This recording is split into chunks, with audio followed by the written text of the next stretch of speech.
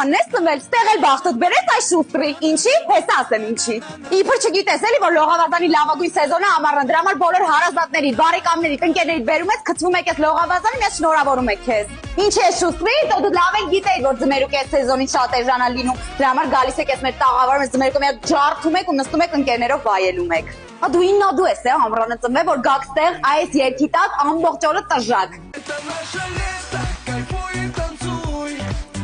Դու վաղուց գիտեիր, որ հորոսկոպը, վառյուծները, խեցգետիններն ու երկորյակները խորովածի գիժ են։ Այ հենց այստեղ այս մանգալի մոտ է սարքվելու քո ծնունդի գլխավոր ուտելիքը։ Դու զգացել ես, որ տարվա մյուս եղանակներին կարողա ցուրտ լինի, չկարողանաս վայելես այս խարույկի զոնան, դրա համար ամռան ես ծնվել, որ հով երեկոյան վայելես այս տեսանի ներքո։ Այ հիմա վերջնակարապես հասկացա ինչ ես ամռանը ծնվել, որ ընկերներով գաք նստեք այստեղ երեկոյան հաշվառում նայեք ու եթե հանկարծ ձեզ մի կաթիլ ջուր կպնի, մտածեք հեսա ջրահարց եք դառնալու։ Որ ասում եմ շուստրես, էլի դու գիտեիր, որ ամռանը արձակուրդի սեզոն է ու ընկերներիցդ ոչ մեկ ոչ միտեղ չի շտապում, դրա համար գիշերակացով տուն ես վերցրել։ Այստեղ ունենք 2 ննջասենյակ, հանգիստ 6 հոգի գիշերի։